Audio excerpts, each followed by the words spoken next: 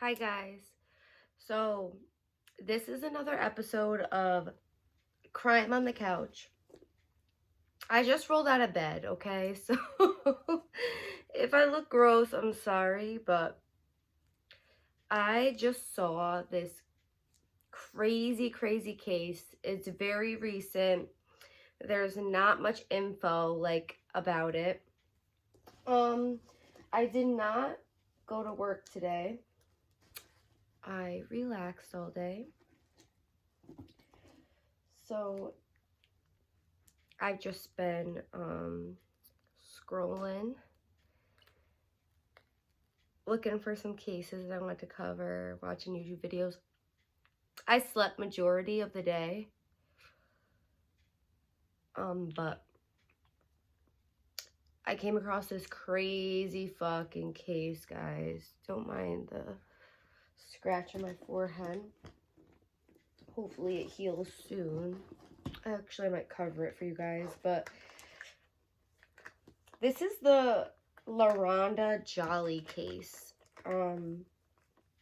Listen, I'm not sure if you guys have heard about it or heard the craziness, but it's fucking crazy. It's insane. And I remember to turn my fan off this time so you don't just hear a fucking fan in the background. Am I the only one addicted to my fan? The fan always has to be on, at least for some white noise or some shit. It has to be. Hopefully this, ooh, wrong side, boo, wrong side of the little sponge. Okay, let's cover her up a little bit so I can give you guys, I turned on my old phone, so you might hear some craziness coming from it. I turned on my old phone so I can read from there, so I can remember all the stuff that I wanted to say.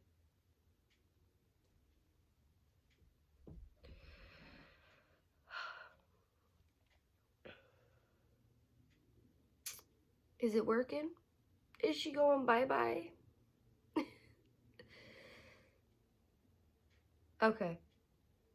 That's gonna have to do. Did it even do anything? Oh my god, I just dropped my whole makeup bag, whatever. Okay, whatever. That's just gonna have to do. Clear up some of this oily mess. And we're ready. Okay. You guys are gonna be like, what the fuck? If you haven't heard of this yet. So, this is a new case. This happened on October. Well, shit hit the fan on October 21st, 2020. This case actually happened, I believe, in 2017 is when it actually happened. But we're gonna get there. We're gonna fucking get there. Okay, so her name is, we're gonna talk about the mysterious death of Loronda Jolly. Let me turn down my fucking phone here. I don't want it to be going off. This is the phone I had, while my iPhone that I'm using to record was broken. This shitty ass phone, but it's good for research. I'm just trying to put this brush in this bag so I can start. Get the fuck in there. Okay. So Loronda Jolly was 56 years old. She died when she was 56 years old. She was found on November 21st in her East Nashville, Tennessee apartment. The apartment complex was River Chase Apartments. So I couldn't find much information about Loronda herself. She was a mother to four disabled children, and she was the caretaker for all of them, and she was the breadwinner for the whole house. And these were not children that she was caring for anymore. Her children are grown. they're two twin girls. They're 27 and the boys are 30, I believe. In what I read, it said that they're in their late 20s and early 30s, but I heard that the two girls are 27 and the boys are 30. I could be a little off on the ages, but late 20s, early 30s. But I did read those ages. So I guess what I could get about Loronda was that she was very sweet. A lot of people were drawn to her. She lit up a room. I know that's cliche, but I read that. She lit up a room. She was very beautiful, actually. She was a very beautiful woman. You'll see in the thumbnail. And she was kind of like, what are those people that you would want to be around? You'd always want to be near her. Like, she was very interesting. She had a lot of stories to tell about her childhood. She didn't have the best childhood. Her and her brother Anthony experienced a lot of childhood trauma. So this actually drew her and her brother apart instead of together. Leading up to, so they found her body actually in the upstairs bedroom, in her bed, underneath piles of clothes. And Anthony Jolly, her brother, says that he has not heard from her since 2017. But let me back up a little bit. So, the kids were posting on Facebook a while ago, actually, saying that their mom was sick. This was in 2017. Their mom was sick. Because her mom was sick, obviously she couldn't go to work, so they had no money for food, and they were hungry, and they needed to get their mom help, and pretty much they said, help us, on Facebook. And you know, if one of my family members is saying that they have no money to eat, mom's sick, I think I'm gonna go like to my sister's house, or whatever family member was around at the time, would go to their house, see what was wrong with mom, maybe bring her to the hospital. Apparently Loronda had suffered from seizures a lot. I would just go see what was wrong and get them the help that they needed. It's just crazy how this was allowed to go on for years. So they had no money to pay their rent, and the sheriff's department was going to the apartment to issue a eviction notice to, you know, let them know that they have to be out of there soon because of tons of unpaid rent. And I believe that they were not paying rent for like years, so the sheriff's department had to get involved. And the sheriff had asked one of the daughters where Loronda was, their mother, and she said, mom is upstairs in the bed. That is when the officer went upstairs, and he like shuffled through the pile of clothes, and he saw a foot.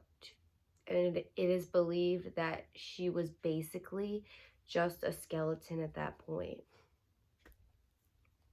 It's fucking crazy. Like, okay, so let me get on to Anthony Jolly, her brother. So he would try to call his sister from 2017 to 2020, he would try to call his sister. And every time he called his sister, they would either say she's sleeping, or she's busy, or she doesn't want to talk, or the kids even went as far as to pretend, the daughters went as far as pretending to be Loronda on the phone. And Anthony caught on to this. He knew that something was off. But that still wasn't enough for him to go to the apartment and see what was up. I don't know why. But so him and Loronda weren't close because of childhood trauma, but he wanted to love her from a distance, and he still wanted to keep in touch with his sister and all of that. So Anthony Jolly actually had a welfare check for Loronda, and nobody had accepted it. Nothing had came of it. It was like a sum of money, and it was never taken by her, and he couldn't understand why his sister, was ignoring him, or why he couldn't get a hold of his sister. And when I guess he actually went to the house, and maybe a couple times, and the kids would say that she's in the bed sleeping upstairs, and he would say that he just wanted to see his sister's face, and then he would leave them alone. He just wanted to see his sister's face, but he obviously was not adamant enough because he still did not see his sister. So we don't know her cause of death as of right now, because this is such a new case. Her body was discovered on October 21st, 2020, and Anthony Jolly has not seen or heard his sister's voice since 2017. And they found her body basically a skeleton. So this means that she has been dead in that bed for maybe 1, 2, 3 years at this point. I don't know how long it takes for a body to decay down to the bone, but I believe that she has been dead since 2017, since Anthony has not heard her voice or seen his sister since then. And that's when the bogus phone calls would begin in 2017. I believe she died up there. And when the kids were asked why they never called the police and why they never got help for their mom, was because their mom had said to leave her alone. Don't call anybody. She just was laying down. She didn't want anybody to bother her, and to just leave her alone in the bed. Leave her alone in the bed is what they kept saying. So I'm going to theorize that Loronda was sick, and that she kept telling her kids that she just wanted to be left alone. She wanted to lay in bed. And I feel like that she may have had a seizure and had passed away. And the disabled children did not have the mental capacity to call the police or anything. And after they realized her mom was dead, they didn't know what to do. So they let her be, because that's what she had said. She told them to let her be. So they did. And I feel like her body started decaying and smelling. So I think that's why they covered her with clothes, to mask the smell. So a lot of people believe that the children may have had something to do with her death, because of them not calling the police, because of them disguising her voice and not allowing anybody upstairs to see her, not telling their uncle that their mom wasn't, even if they didn't know that she was dead right away, maybe telling their uncle when he called that something was wrong with mommy, or something along those lines. So many people believe that the children had something to do with it, and that is why they covered it up for so many years. And I just find it so crazy that this was allowed to go on for so many years. Hold on, let me just see something. I just got a text. Okay. So let me get to the article so I can read from the article.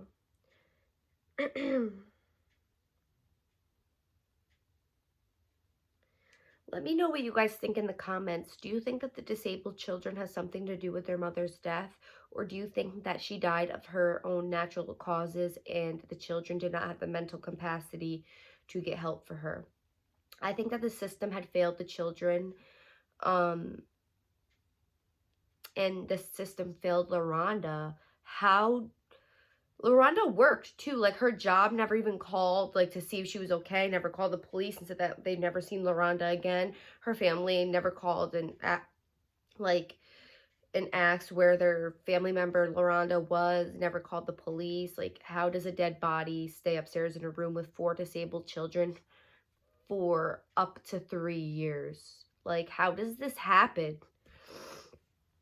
Anyway, I'm just, this stupid phone. I'm trying to figure out how to get, okay, here we go.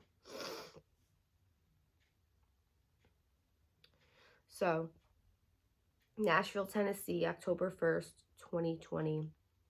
The Davidson County Sheriff's Office says a woman's body was found inside of her apartment under a pile of clothes. Loronda Jolly was found dead on her bed in her River Chase apartment in East Nashville, while the sheriff's office was there to serve an eviction notice for past rent payments. Her brother Anthony Jolly tells News 4, quote, "My niece said, yes, my mama's body is upstairs in the bed. They went up, removed some of the clothing, and uncovered a foot. And that's when they told everybody to back out." End quote. Jolly said he had been trying to get in touch with his sister for months and had a welfare check completed, which turned up empty. Quote, "I started going down there and my nieces and nephews would say, 'Well, she's asleep. You can't see her right now.' I would say, 'Well, all I want to do is see my sister. If I can just see her face, I'll be fine and I'll leave you alone,'" quote, said Jolly. He explained that he and his sister had a complicated relationship due to childhood trauma, and he had to love her from a distance but still wanted to stay in touch with her, like I had said. Quote, Anthony Jolly, quote, "Last time I spoke with her was well over 2 years ago, but every time I would call, it was a bogus phone call. It wasn't my sister." He believes it, end quote. He believes it may have been one of his nieces impersonating their mother. Loronda's 4 children live with her in their apartment, all whom have developmental disabilities. Metro police say the oldest one is 30 and the other 2 are in their late 20s. The 2 middle children are twins. They lied every time, quote, "They lied every time. They would not tell me the truth," said Jolly, end quote. After authorities found Loronda's body, Jolly said he wouldn't go in and look at her, but believes that all that is left is a skeleton. For them to stay in that apartment with your own mother decaying body, I can't understand it, and I guess I will never understand it, end quote. He's now searching for answers about why they never called the police when Loronda died, but he said all his niece will say is they was, quote, "They was obeying their mother's wishes to let me lay here. Don't call anybody, just let me lay here. That's what they told me, but everything else they told me is a lie. So I'm not sure if I believe that either," end quote. Jolly also said he's told by his niece that Loronda died in 2017. However, Metro police were told by the children that she may have died in 2018. And Jolly said a deputy told him Loronda has been dead for at least a year. But like I said, me and her brother and a couple other people that I have watched on this case, there's not many people covering it. That's why I jumped on it. Believes that she has been dead since 2017. Quote, "We want to know what happened to her. We want to know the cause of death if they can determine the cause of death," said Jolly, her brother. Adult Protective Services have stepped in to help the 4 children, including Nashville Inner City Ministry, getting them in a hotel for the time being. Jolly plans on having his sister cremated plans on having his sister cremated and holding a memorial service for his sister, but he doesn't want the children there. I don't care, quote, I don't care what happens to them because I tried. I tried to talk to them. I tried to get them to tell me the truth. So at this point, I don't care. So at this point, I don't care where they go. They can be homeless for all I care. I know that's hard, but what they done to me is worse, end quote. Jolly said he'll miss his sister's smile and laugh the most. She would, quote, she was a person that once you met her, most people would just fall in love with my sister because she was just that kind of person.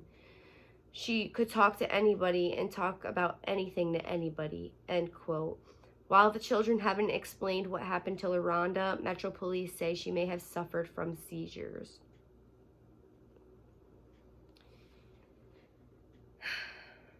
So that is all I have on the Loronda Jolly case.